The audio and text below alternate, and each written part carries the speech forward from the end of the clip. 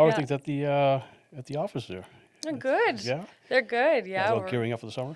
Yeah, we're getting busy. We have all of our seasonal team on now. So Yeah. we've got 4 students through Canada Summer Jobs and 1 student through the Art of Work program. The art of work. The Art of Work. It's another funding program for young workers. Okay. Similar to Canada Summer Jobs, but Okay. just another branch that offers some more funding, which is great. And we've got our stage manager coming on soon. We've got a retail manager just started his contract. Our VIP manager. So, things are starting to go. I'm not quite so lonely by myself. Well, yeah, absolutely. Rooted Here, Business and Leadership Podcast. Welcome to Rooted Here.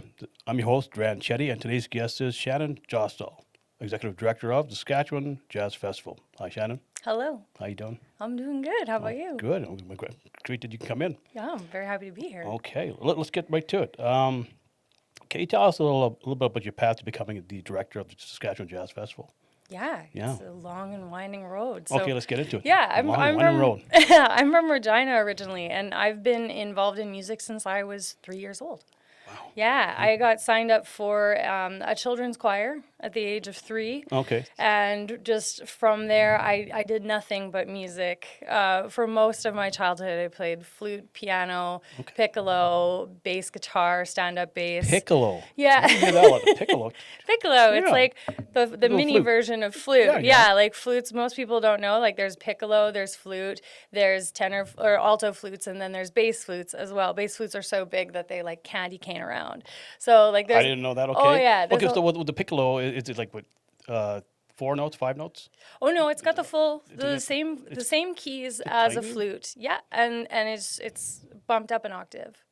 Okay. Wow. Yeah, if you know John Philip Sousa marches, you'll hear a lot of piccolo absolutely. in those. Yeah. But anyway, so I was involved in music all growing up, and so when I got to grade 12, I was like, well, I don't know what else to do. I'm gonna go do a degree in music. Okay, degree in music. Okay. So my degree's in music from the University of Western Ontario, and then after that, I went to New York City and studied at the American Musical and Dramatic Academy. Oh, wow. Spent a year as a singing waitress in New York. Did a little bit of traveling. I did some busking in Australia in my Okay, youth. yeah. And then when I came back to Regina after all that adventure, I kind of got into this point where I was like, I still love music. I still love it, but I just the performing life is just it's not for me. It's not sitting. It can be hard on yeah, the road and on. Oh yeah. And not knowing where that next paycheck is. Not knowing where the next paycheck is, always putting yourself out there, Vulnerable. all of those kinds of things. It's a tough life. I admire those that do it for sure. I obviously know a lot of people who do, but I got home to Regina and I ran into a woman named Marian Donnelly, Okay. and Marian she's just incredible. She is an arts and culture mastermind. Okay. And she had started this place called the Creative City Center in Regina, which was it still is, an artist-run center in downtown Regina. And it had a 12 by 12 stage. I keep saying it in past tense because they moved locations. But the original location had a 12 by 12 stage, 50-seat room, and it doubled as an art gallery. And there were several studios that artists would rent. And Marian, I went to a show that was happening there while I was at home, very lost, didn't really know what I was going to do next. And she kind of said to me, she pulled me aside. I had grown up with her son, Matthew. We'd gone to school together. And so she saw me and she's like, Shannon, how you doing? And we talked and she says, I'm going to run for mayor of Regina. How would you like to take care of this place while I'm doing that? Oh, And I okay. said, well, I'm not doing anything else. And I was the general manager at the Creative City Center for 2 years after that. great. Yeah, and then from there, I just kind of built a career from there. I've been, in addition to teaching music in my own private studio, I've been the venue manager at the Basement Jazz Club. I was also the entertainment buyer for Siga Casinos for about 5 years. I booked the entertainment for, at the time, it was all 6 of their casinos, and then we opened Gold Horse Casino in 2019. So I got to be the entertainment buyer on that project, which was awesome. And then there was a pandemic. And when I came back, the Jazz Festival was hiring, and I threw my hat in the ring, and now I'm here. So it's been a very long and winding road. Well, yeah. That's how I got here. Yeah, so I mean, you kind of answered the next question there. What first drew you to the world of live music and festivals? Yeah. Yeah. I mean, very much so. Like I said, I was in music for my whole life, but the performing side just wasn't gelling for me. And being on the other side of getting to program music and, create the experience, it provided me the same like joy of performance in that you're creating an experience for someone. I love being out in the field at the festival and seeing people having a great time. Yeah. There is, oh God, it's the best. You see like people dancing with their kids or singing along to music, and you're like, I had a small part in making that happen. And that feels awesome. The other part of that that's awesome is being able to facilitate dreams and goals, and at a base level, like valuable career experiences for local artists. I always feel great when I'm able to offer a local artist like a really sweet spot in the festival that's going to be a good opportunity for them and get them out there. Like, I'm always really excited. It's like when you got a really good birthday gift for someone you care about, and you're like, I got an offer for somebody local and it's going to be so good. Like, those kinds of things, I just like, I don't know, they float my boat. I feel really really excited to be able to facilitate that kind of stuff. Now, I know with the jazz festival in the past, it was kind of strictly jazz artists. So how's it changed over the years? Are you just mainly jazz now, artist, or are you venturing to other types of music? We are all kinds of things. Is it all kinds of things? And this is the most common criticism of the festival. Yes. Is this even a jazz festival anymore? Well, And how can you call it jazz and this kind of thing? Well, about 50% of our lineup is core jazz. Okay. The thing about it is that you can talk about jazz in so many different ways. Like, number one, jazz has evolved a lot, and that jazz in the modern sense is really in a very funk, soul, hip hop lane right now, just the way that it is. But also, speaking of that, like, jazz is one of the founding genres of contemporary music. Yes. Like, pretty much all contemporary music can be traced back to jazz and the blues. Yeah. Absolutely. Like you look at folks like Chuck Berry and these kinds of things. And you can't separate contemporary music from these roots. So a jazz festival is a really wide lane just in and of itself. And one of the things that's been really exciting for the festival is that we've just in February released our new rebrand. And with our rebrand is a new slogan for the festival. It's our new motto is really the better term for it, Okay. which is Prairie Loud, No Wrong Notes. Okay. And it's twofold. It's tongue-in-cheek to that, is this even a jazz festival? Well, there are no wrong notes in jazz. Jazz is about rebellion. It's about experimentation. It was punk rock before there was punk rock. And I have to credit that phrase to Cody of Howard and Lloyd, Cody Schumacher, who created that phrase, and I love it. But that's what it was. It was punk rock before there was punk rock.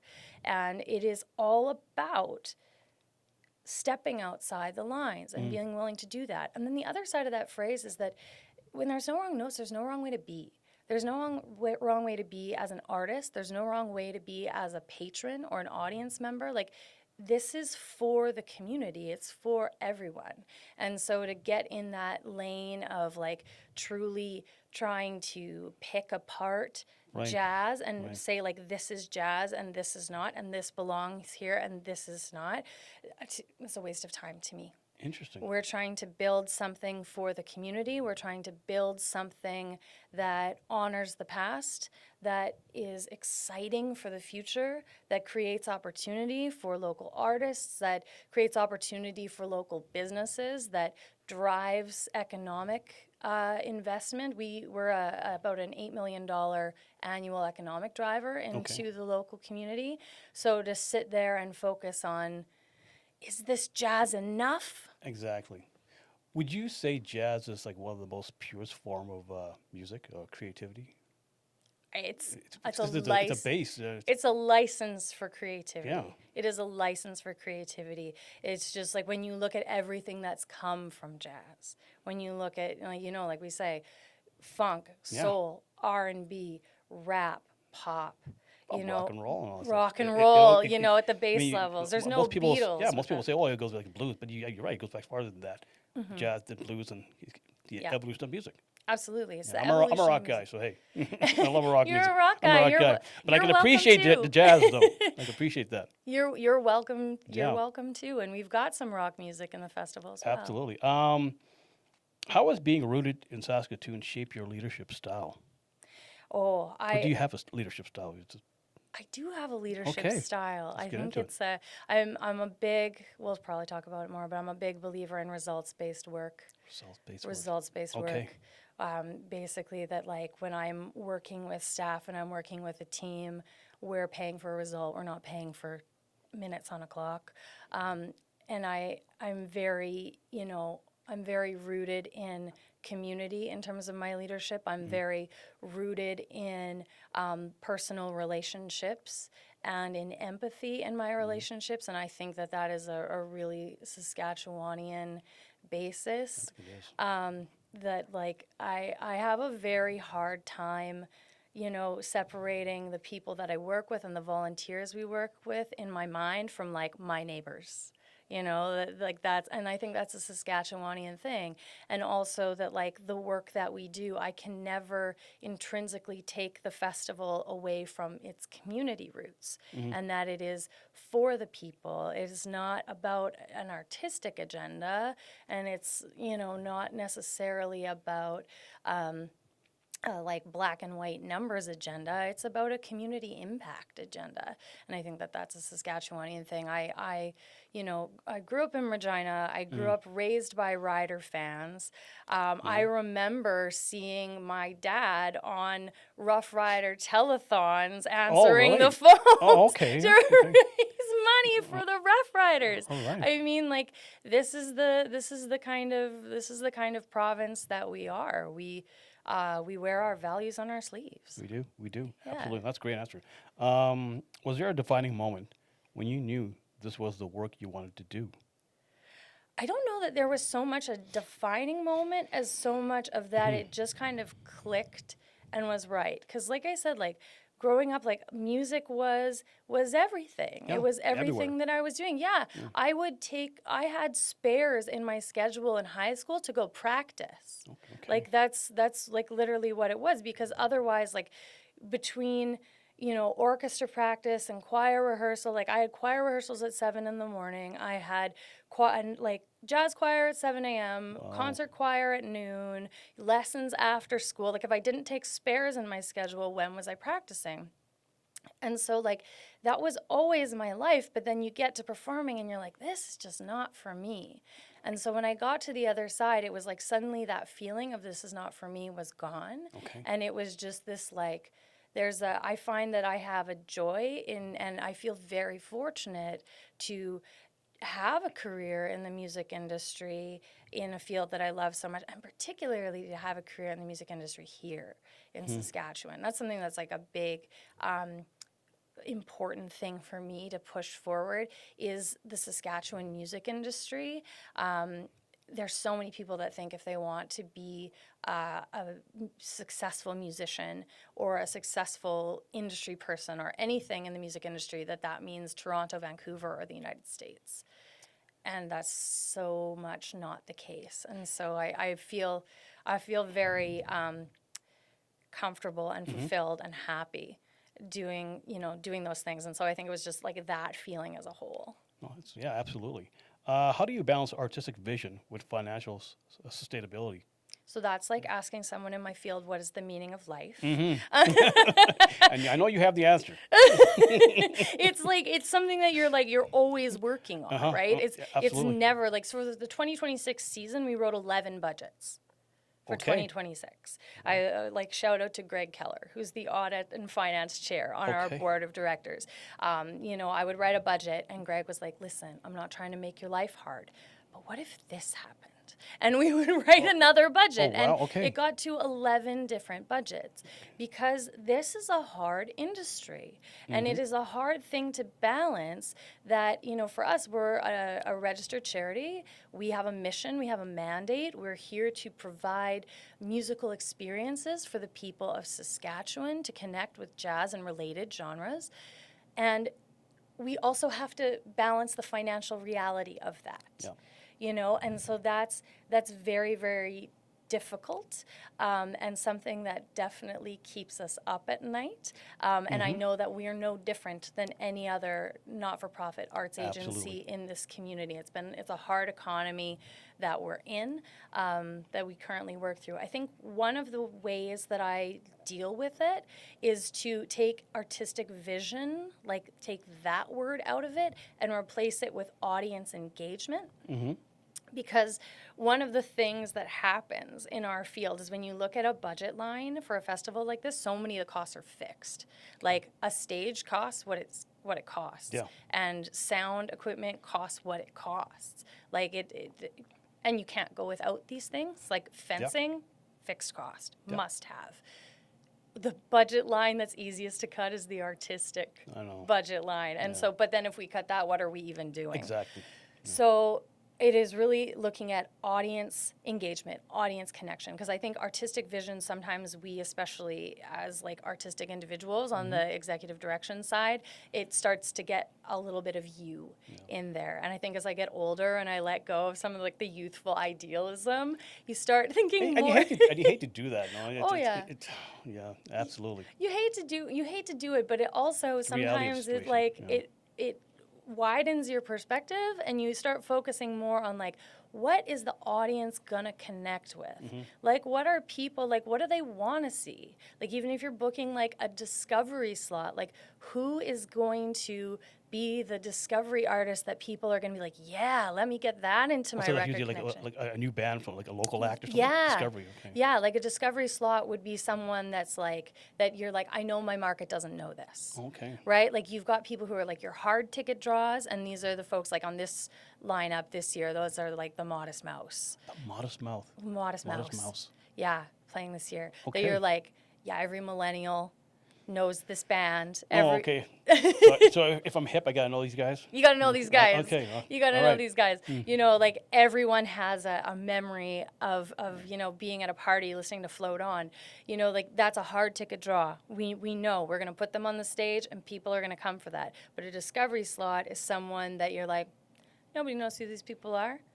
But you don't, so you put them in a position where like people are, you put them as a direct support slot in front of a big headliner, or you put them in a spot like on a Saturday afternoon on the free stage where people are going to come out, and because that people are like, once they hear them, that they're going to add that to their record collection. And so when you start to get out of the like, what's my artistic vision and what is my community going to respond to, it starts to become a little bit easier to balance the like hard financial realities of things with that artistic direction side. But yes, you've asked me what the meaning of life is, and I'm still still figuring it out. We're on the journey for that. We're on the journey to journey. figure out the meaning of life. Yes, exactly. What are the biggest leadership challenges unique to running a festival versus a year-round business? You kind of touched on that a lot, too. Yeah. But, Well, I think that the biggest one is that like we have 7 days to make a big chunk of our income, and that is like based on that. And we have really this year made a huge improvement in advanced ticket sales. Advanced ticket sales are a big deal for a festival like us because, it's one of these things, like we have upfront costs. All of our artists pretty much all of them have a 50% deposit on their contracts. We need deposits on different pieces of infrastructure and all these kinds of things. So advanced sales are really important for a group like us. The past 3 years has been pretty consistent that we do about 40% of our ticket sales the week of the festival, which, as you can imagine, is like, gripping, like white knuckling it a little bit. Right. This year, like I said, we worked on this rebrand project, which was very much rooted in community consultation.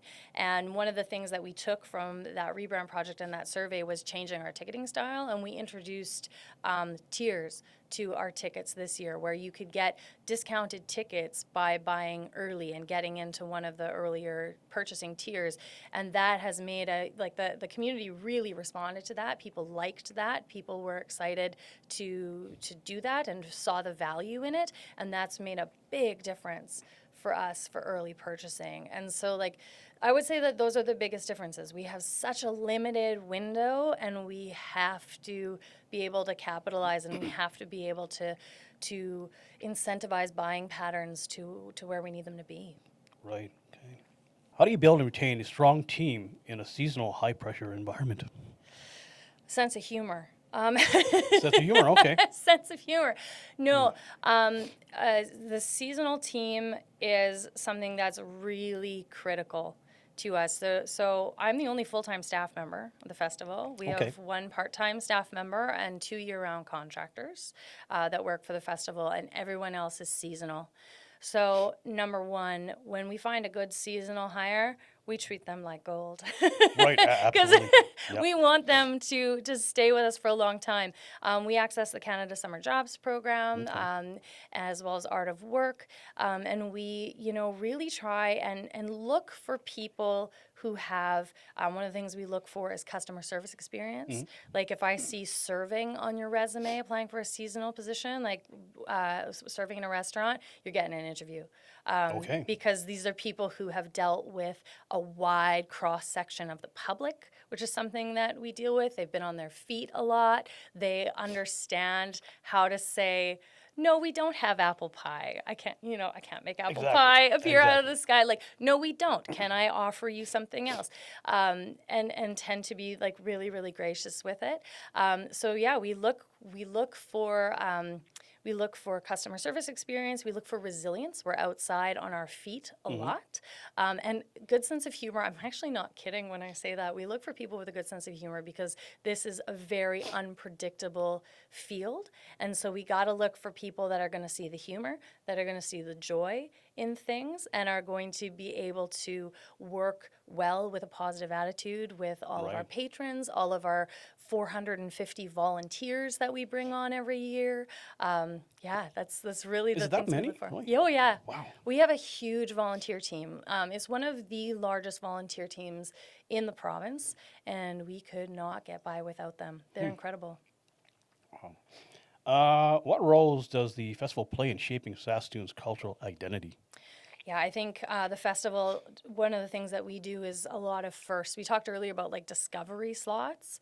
The festival has brought artists, so many artists, for their debut in Saskatoon. Lauryn Hill, Wyclef Jean, Patti LaBelle, St. Paul and the Broken Bones, Margot Price, Charlie Crockett. These are all artists that played Saskatoon for the first time. Jewel in 2024 played Saskatoon for the first time through the festival. Wow. We've also, played a part in the careers of Saskatchewan artists coming up. As I said, about 51% of our lineup is local every single year. And we also put our local artists, we really take pride in putting our local artists in great positions. So positions opening or early support slots with some of our headline artists. And so I think that's something that we do pretty well. Okay, that's great.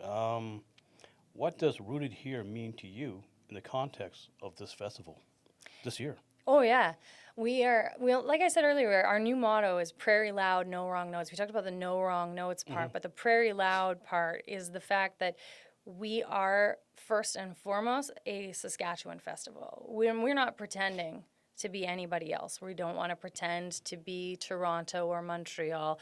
Incredible jazz festivals. I actually we have something called the Jazz Festivals Canada Network, and we meet every October in Right. Victoria to try and block book different jazz. So I have a great love affair with all of the artistic directors of jazz festivals across the country. I've never met a nicer, kinder group of professionals, but we are not them.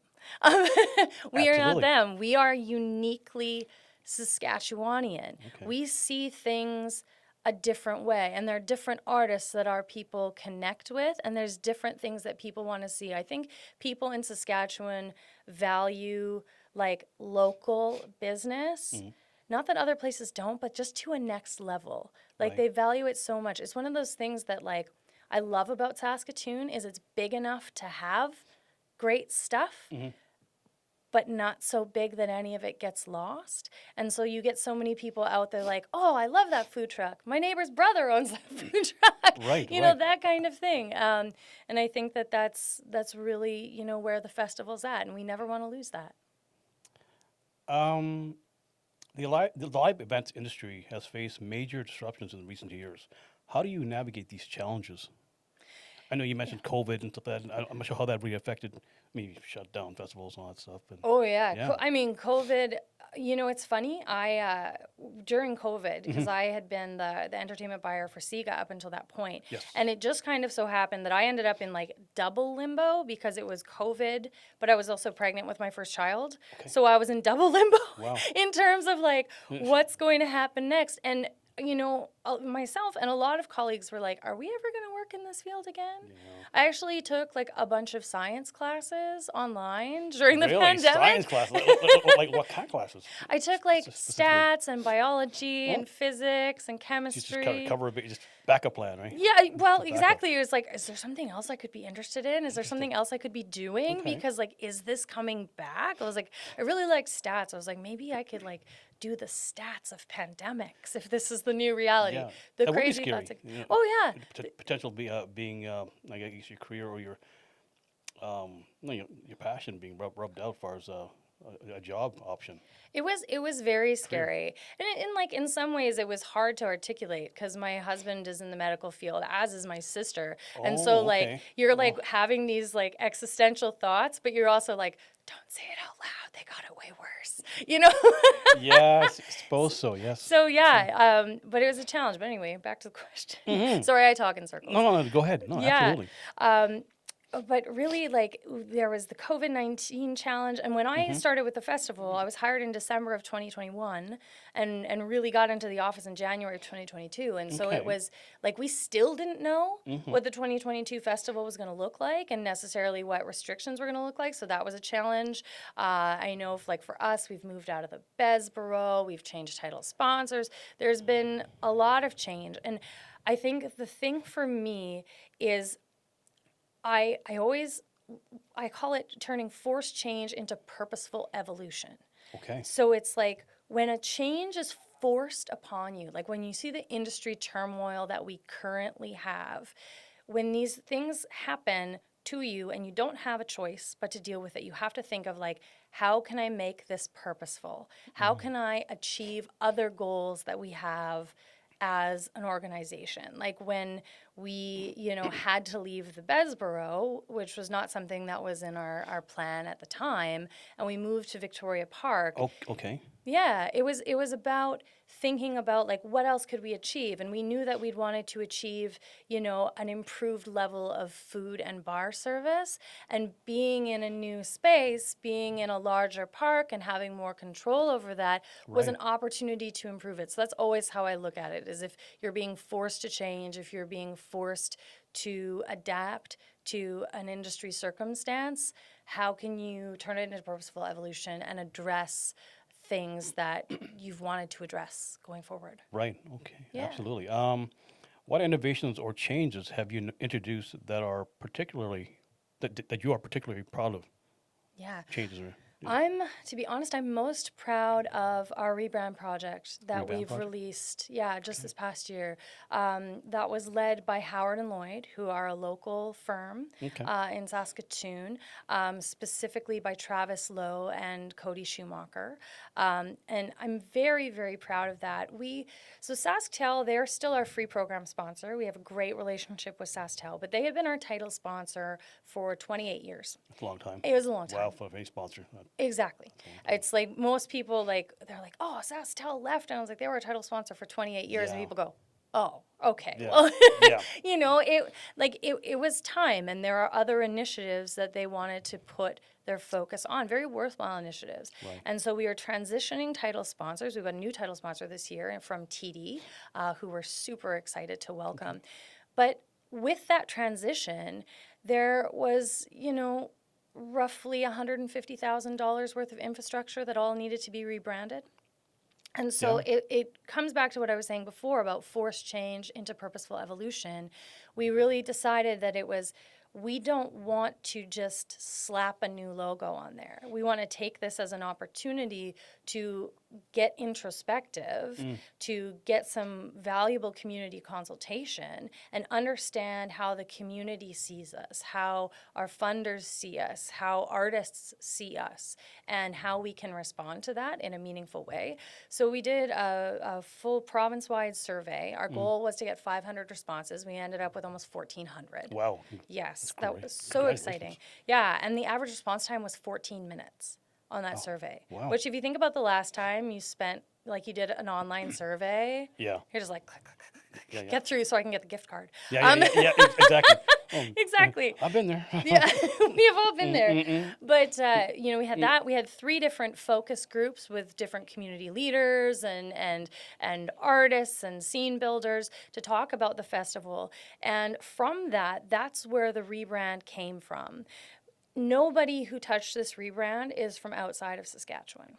That's great. Everyone who worked on this project, everyone who is like, all of the signs are being done by Russ and Danny at Pelican Signs. Okay. This is a local sign producer that's been in business for 20 years. I say Russ and Danny because Russ one day called me and he said, he's like, I got to retire. So my daughter Danny is going to take it over for you. There you go.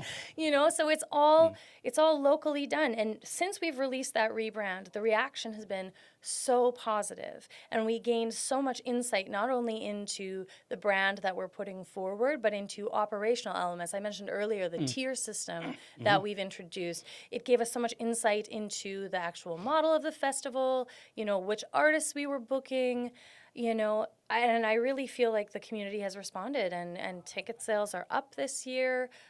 So I'm extremely proud of that project. Wow. It really felt like people cared a lot about seeing the festival improve and grow and achieve its goals. And so I often talk about it being like a community source strategic plan for the Right. festival. And yeah, I'm really proud of it. And to be honest, I feel more confident in my role having that information. Wow, that's great. And you basically answered the next question. How do you stay relevant and keep audiences engaged year after year? And you just kind of plays in that whole Yeah. idea. Yeah. Yeah, and it's like that's I talked about earlier, like the meaning of life Refresh. and like holy grail questions. That is definitely one of them. And having been through this rebrand project, like I've learned so much as a professional and just as an individual Right. from this that I was like, the next time I'm struggling, I'm going back to the research, and if the research is outdated, I'm going back to ask. I'm going to go back to the well, and the well are the people who support this community. So that's been a big learning curve. Right. What role does technology play in enhancing the festival experience? Yeah. Yeah. It's a big one. I think, one of the things that came with our rebrand was an improved website. And that's, it can't be overstated how simplifying your website, simplifying our ticket sales program, those are so, so, so important. The other thing for us that's important in terms of the tech is it's very easy for the tech to suddenly get out of the community. We live in a Right. land Yeah. of Ticketmaster. Yep. We don't use them. Good. We use the Broadway Theater is our box office. Okay. And Beagle Productions, which is another local developer. Beagle Productions? Beagle Productions. Beagle Productions. Okay. Yeah, Trent Parahudoff is our contact there. Okay. Beagle Productions, they are a local firm. They're actually like 2 doors down from the Broadway Theater. And Okay. they developed our ticket landing page.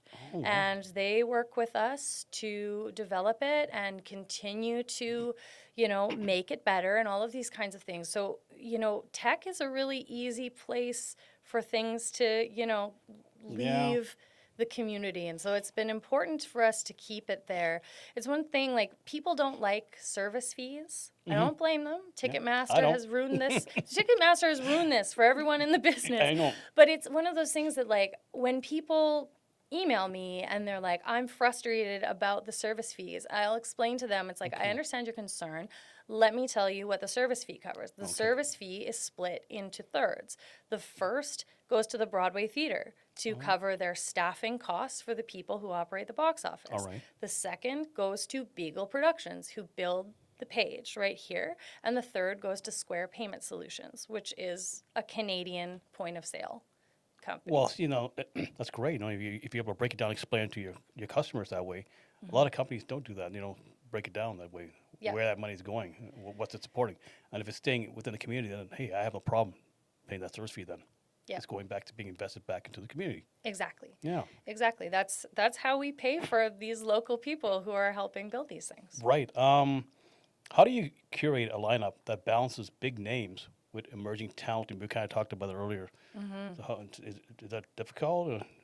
I think the funny thing is that, like, anyone who knows me or has had a conversation is hearing that question is probably laughing right now because they know that I hate the term big names. Okay. Big name. How about a well-known artist?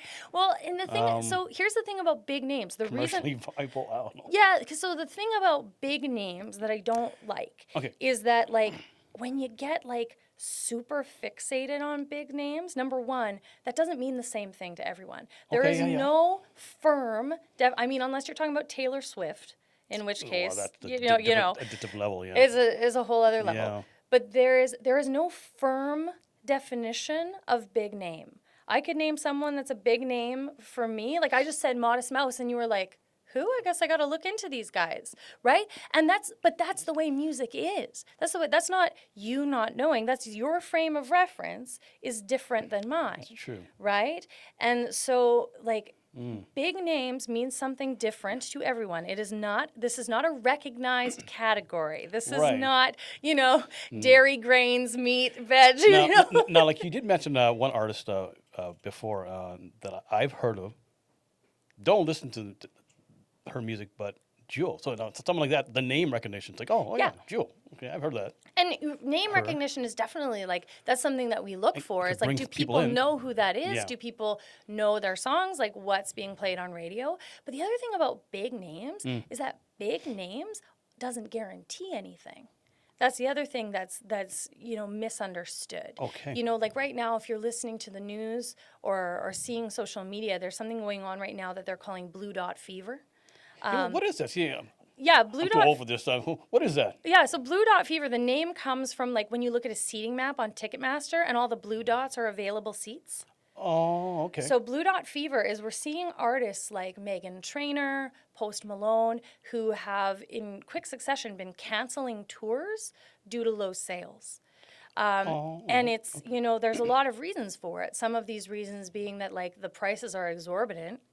They are. It cost me $103 to fill my Ford Edge at the gas station. People aren't paying these things, but we are seeing, lower uptake on these things. And these are, like, this Post Malone.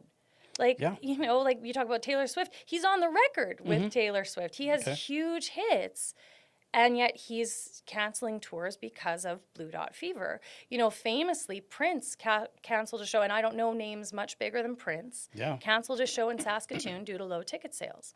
So a big name. Oh, yeah. Oh, yeah. Oh, interesting. We could have Prince here. Okay. Wow. We could have a couple of times. It's like it's one of those famous things that, like, fell through and fell through and fell through. But, you kind of sit there and you're like, okay, so A, big name is not the same to everyone. B, it doesn't guarantee anything. So it goes back to what I said before is about connection.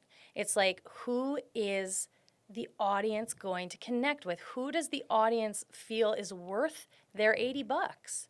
And worth, putting on your pants and getting in the car and driving down to the festival. Exactly. So it's about that connection. In terms of emerging artists, I feel is like an embarrassment of riches. There are so many like new artists coming up that I'm like, oh man, I want to program them. Oh man, I want to program them. Yeah. So you still feel the excitement. You get excited about Oh yeah. discovering new artists, new music. Oh yeah. If I thought it was good. viable to do a festival entirely of emerging artists, I would do it in a heartbeat.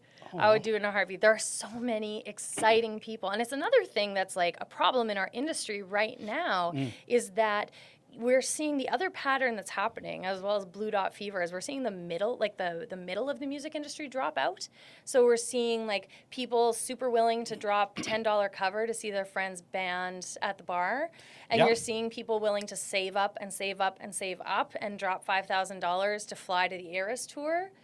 But you're not seeing as many people willing to pony up $80-$90 to go see that mid-level artist. That's just becoming less and less common, and it's something that the industry is fighting with. It's something that's really difficult in the sense that, like, we are in an era where the main way to make money off music is touring and live performance, because God knows the bottom has fallen out of recording since the advent of streaming. So yeah, it's a challenging market. So you got to look for connection, and but there are so many emerging artists that are just kind of that are just out there waiting to be discovered. Wow, no, that's fascinating. But the ever-changing music industry. Oh yeah, it's a wild ride. It's a wild ride. How do you approach risk when planning something as complex as a large-scale festival? It's the Serenity Prayer. The Serenity Prayer? Serenity Prayer. Well, tell me that. It's the God prayer. grant me okay. the wisdom to accept the things I cannot change, the courage to change the things I can, and the wisdom to know the difference. All right. It is that. This is an inherently risky business.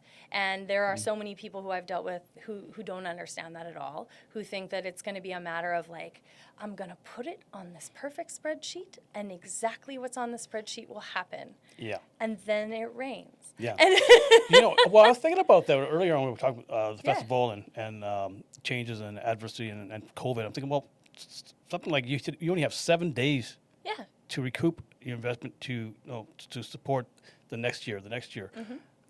Weather's a big factor because it's an outdoor festival. It's a huge factor. And how that affects you, the weather? The weather can affect us, like it can be really, really troublesome. We get some folks who are totally willing to come out and dance in the rain and others who are not. So what we'll see is that we'll do things like a free stage day. It'll really, knock out attendance. For ticketed days, it knocks out the walk-up. So the people who, you get a certain percentage of people who buy tickets because they're like, I love this artist. Or I love the festival, and I don't care if it rains, and I will stand out there in my raincoat, and I'm going to have the best time. And then you get people who are like, I'm going to wait till the day of, because if it rains, I'm not into it. Mm-hmm. So it kills our walk-up.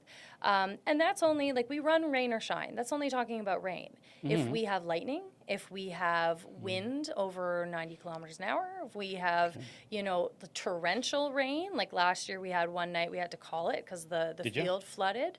Wow. These kinds of things mean a cancellation and an end of things. We do purchase insurance. Shout out to Hernard at Butler Byers. He's the best. Shout out. Yeah, shout out. But we do purchase insurance for these things. We insure to an aggregate. Okay. But there's only so much you can do. Add to that, like, risks of artist cancellation, non-appearance, like, things happen. Artists are people. Yeah. That's something that, like, the human factor, yes. Yes, no, the human factor. The artists are people. I've had to rearrange shows. When I worked at SIGA, if an artist got sick, it was a bummer, but these were year-round venues, so we'd pick a new day and we'd move them. That is much less possible in a 7-day festival. Yep. So you have to just accept the things that you cannot change, accept that it is an inherently risky business, make sure that you buy your insurance, and everything else that's within your control, you plan that within an inch of its life. Every artist is on a contract. Every activation is planned. Everything, the emergency response plan, the ERP, critical. Make sure everyone's trained and knowing on how that works. You've got security on site. You've got police on site. You got medics on site. has to be planned within an inch of its life. Yeah. And then the rest of it, you cross your fingers and you have a good attitude and a sense of humor. Well, there's so many factors of that people don't think and appreciate that Yeah. goes into running a festival or anything like that. Oh, yeah. A big event like that. What leadership lessons have you learned the hard way? Many, maybe. Not everyone's going to like you. Yeah. Yeah. In business, yes. Not everyone's going to like you, particularly when you're in a position where you have to make decisions, or especially when you're in a position where you're managing major change, which has been kind of the theme of my tenure so far at the festival. Managing major changes. Managing major change. Like Yes. since I've joined the festival, we've come back from the pandemic. We've moved out of the Besborough. We've changed title sponsors. We've been through this rebrand project. It is, it's So actually, we start thinking about this. Yeah, I mean, you are the leader for change. I've been the leader for change at You the brought Jazz change Festival. with you. I- In a way, since you came to In a way, it was not my positive intention. change. It seems to, It was not my intention. No. It was not my intention. Kevin Tobin, who was my predecessor, Okay. is like, I admire Kevin a lot. And Yeah. Kevin and I, like, we have each other's numbers. We're in contact. We talk a few times a year. Okay. Like, I have nothing but mad respect for Kevin. He's actually the AD at Salmon Arm Roots and Blues. So I Okay. came into this festival, like, loving this festival, thinking that Kevin had done incredible work and like very excited to continue that legacy, and seeing that it was either going to be evolve or die. And so we needed to evolve, and we needed to evolve effectively, and we needed to do a good job of that. And so that's been a lot of it. And sometimes when you do that, people won't like you. yeah. And that you not only have to accept that, you have to like truly accept it. Like you can't just say like act tough and say it's fine. It's hard. It is. When people, either say something to your face or they talk negatively about you online, that can be really hard. But you just have to accept that's part of leadership. Yep. Is making changes. Not everyone's going to like those changes.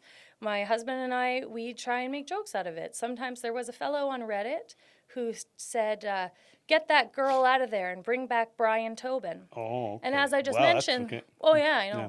But as I mentioned, my predecessor is Kevin Tobin. Brian Tobin is the former premier of Newfoundland. So anytime, I was like, what were you doing? Okay. anytime I'm dealing with something like this, my husband says, Yeah. "Sir, Yeah. we understand your frustration, but leave the good people of Newfoundland out of this." So, you have to have a sense of humor and just understand not everyone's going to like you. And I wish I understand that. You do, understood that and earlier. it kind of feeds into the next questions. How do you manage stress and avoid burnout during peak festival seasons? Yeah. Have you ever seen the David Beckham documentary on Netflix? No, I've heard about it, but no, I haven't seen it. Okay, so there's a scene, and it became a meme. It was really popular. Okay. Where Victoria Beckham is sitting on a couch, Okay. and the interviewer is asking her questions and asking her about her childhood, and she says that she grew up working class, and suddenly David Beckham like pops his head around the corner, and he's like, "Tell the truth, be honest." And he eventually gets her to admit that like her dad drove a Rolls Royce, and she wasn't really working class. Well. So It's my good to husband. use Rolls Royce, maybe. Maybe. yeah. My husband is a psychiatrist. Oh, so okay. I like Uh-oh. this question when I knew you were going to ask this. And I kept thinking, I was like, Matt's going to be like my David Beckham, like around the corner being like, be honest. And like the honest truth is that like that's something that I work on a lot. I struggle with burnout a lot, and I struggle with stress a lot. I deal with it largely by I'm a long distance runner. So Oh, are you? Yeah, I am. I love to run. Okay. I love You to can run. compete in like an organized tournament, In runs and stuff runs, like that, and yeah. marathons and all. Yeah, I'm doing the SAS Marathon on the 31st. And so like running is kind of where I do my best thinking. It's where I clear my head. I really try to focus on my family, and sometimes it's about like gratitude in the moment of, sometimes when you're in the festival and it's very, very stressful, just kind of being there, it's like, not everyone gets to do this. And this is such a legacy of the community, and like you get to be a part of this. And so like, yeah, you're dealing with a lot of stress, but like just try and think of like the good sides of this. But yeah, it's a journey. It's a journey. No, absolutely. Life's a journey, and I totally agree with that. What advice would you give emerging leaders in the arts of nonprofit sector? Stop trying to impress people. Okay, there we go. That's the same, it's the same advice as like when I was teaching music that I would give to my students, and it's the same thing like anyone that I've mentored or like any summer students is don't try and impress people. Just try and do good work. Figure out what the goal is and try and connect with the people who can help you to that goal. Admit the things that you don't know, because if you never admit that you don't know it, you're forced to just kind of figure it out on your own, and sometimes you never Exactly. you never figure it out, or you never figure it out properly. Yeah. Like, ask, connect with the right people, work for your goal, and when you achieve the goal, the right people will be impressed. Because if all your goal is to impress people, the work falls by the wayside, and you don't necessarily know if you're impressing the right people. Sometimes you're impressing people who are, not necessarily in it for the right reasons, or are not going to forward you down the path that you want to go, or are maybe impressed by things that you don't want them to be impressed by. So Absolutely. focus on the work, focus on the goal, and your mandate and your mission and community impact is a big thing. And forget about impressing people. Yeah, I mean, that whole impressing people could be no, a waste of energy that could be used somewhere else. Oh man, if I could tell my 20-year-old self that, like the amount of mental energy that would I just mean, we be all have like, insecurities and all that stuff, and yeah. business and running an organization can really bring it out, but oh you yeah. got to keep it in check. Yeah, you want people, it's like, oh, I want them to think that I'm good, and I want people to think that, No. like, I'm inspiring and I'm a great leader. And it's like the fastest way for them not to think that is for you to try to do that. Like, the fastest way for people to respect you or to see you as a colleague worth collaborating with is to do good work. Yeah. And for people to see, like, that's really good work. I would like to work with them on my next project. And I'm speaking for myself, but from what I've seen in business, you kind of want to do business and work with people that are straight shooters, are Yes. honest, and you know where they stand Yes. on any given topic. Or Yeah. And are focused on the work. Like we were having a conversation earlier about like optics. And Yeah. it's like when someone's like, we're going to do this for the optics. No, we're going to do this. And side benefit, it has good optics. optics, yeah. That's great. yeah, and that's You the know- buzzword nowadays: the optics of everything. The optics. Oh, yeah. The Yeah. optics, the optics, Yeah. the optics. It's like, why don't we just be good people? Seek to create positive impact, whether that's through nonprofit or corporate business, whatever that is, seek to create good impact. And that good impact that, improves people's lives and way of being will create good optics by its virtue. Nothing Yeah. wrong with having a camera there to capture it. No, but, absolutely. Create positive impact genuinely and you'll be fine. What is your long-term vision for the Saskatchewan Jazz Festival? Leading from our rebrand project, I hope we never forget what we've learned from it. I hope we never lose connection with the community. And my long-term hope for the festival is that I want it to be there for another 40 years. I want it to just continue to be an absolute symbol for the community. I know, I think it was 2016 or 2017 that Saskatoon was in the New York Times 52 best places to visit in the world. Yeah, and it was great. there largely on the strength of the Ramey Art Gallery and the amazing work that they do and their amazing collection. And like I want the festival to contribute to that kind of a legacy. Absolutely. Of like what that makes Saskatoon a place on the map. I guess you kind of answer that too. How do you see the role of the arts and culture evolving in mid-sized cities like Saskatoon?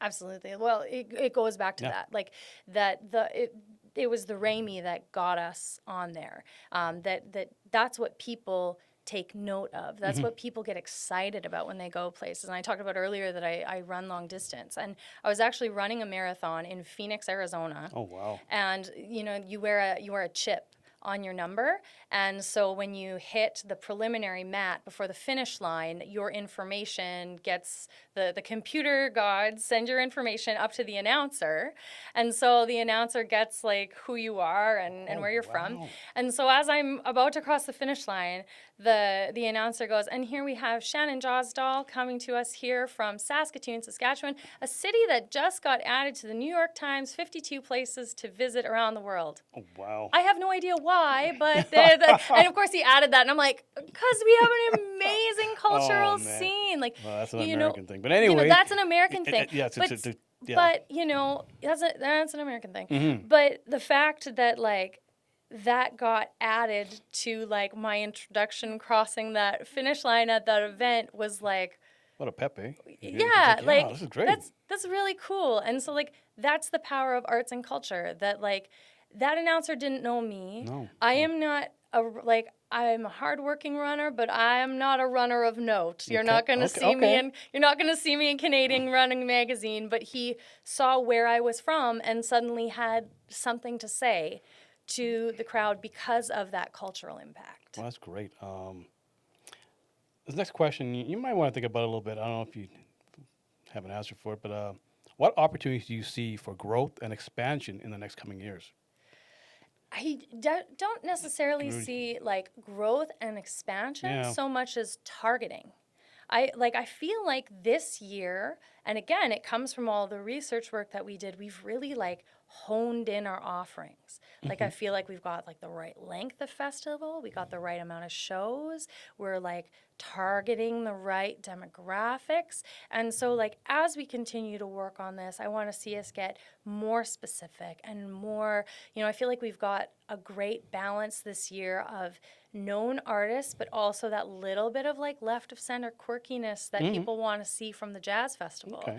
And so I want to see the festival not necessarily get bigger, because bigger isn't always better. No, you're right. That's Absolutely. especially something like it's a trap that you fall into, especially when you're writing like grant reports, that you're like, we did more. Yeah. Instead, like, we did better. We got more specific. We got more targeted. We connected better with people. I use that word a lot, connected, but I think that's I like just that. so important. That's good. Like that's really what I think we're looking for. Okay, that's great. Well, we've come to the final part of the podcast. Almost done. Okay. A couple of rapid fire questions. You just answer whatever comes to your mind. What's one artist, past or present, that you would like to have or be able to meet? I would love to spend more time with Melissa Etheridge. Oh, really? Melissa? Yeah, she played the festival in 2024, and her team was just incredible to work with. And I like her. She's a great artist. Oh, she's a great Yes. artist. She played in 2024. Her team was absolutely incredible, but because of a rainstorm we had, she was like in and out, really, really quick. Okay. And so we didn't get a lot of time to meet her. And when you're dealing with a team that is so professional and so wonderful and so sharp, you're just like, I bet you the artist is like that too. And so It's a like, reflection of that. Or, it's yeah. kind of like bad leadership versus good leadership. It affects everybody at the bottom. Exactly. And like you can kind of get like a hint of the artist by the team around them. And her team was so just incredible from start to finish. So Wow. I imagine she's probably the same. Well, I think you might have answered the next question. Favorite festival memory? Favorite festival memory is actually Megan Nash and Lucinda Williams. Okay. So Megan Nash is a local artist. She's incredible. If you don't know Megan Nash, you got to check her out. So Megan Nash, this was in 2022, my very first festival. Okay. And Megan used to play the Creative City Center on the 12 by 12 stage for 50 people Okay. when I was running it as the general manager. And that was in 2012. And here we were in 2022, 10 years later, and I had booked Lucinda Williams. And I called Megan up and I offered her the direct support slot because there was something Good. about Megan that I was like, it's got to be Megan. That's the only artist that I want to open.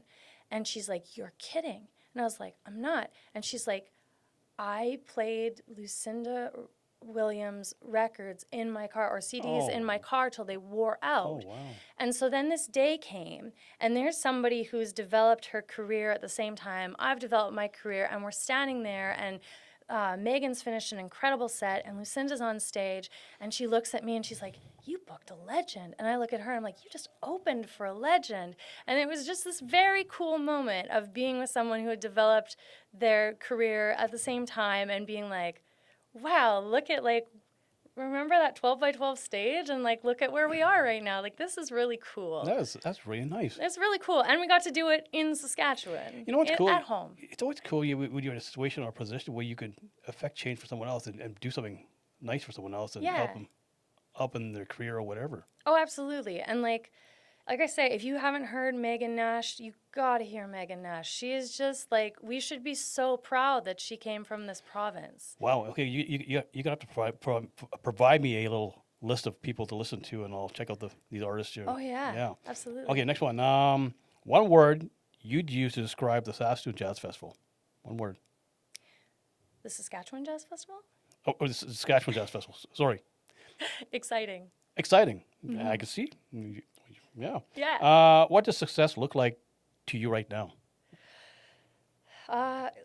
Community connection and impact. That's I keep saying that about it because at the end of the day, that begets everything else. That begets ticket sales. That begets people registering in our jazz intensive and signing up for our care home outreach. That begets people signing up and volunteering. If we are connecting with people and we're impacting the community, the rest of it comes with it. It's very, if an event or an organization isn't connecting with you or impacting your life, it's very easy to ignore it. But if we are making that connection, you're going to get involved. Okay, great.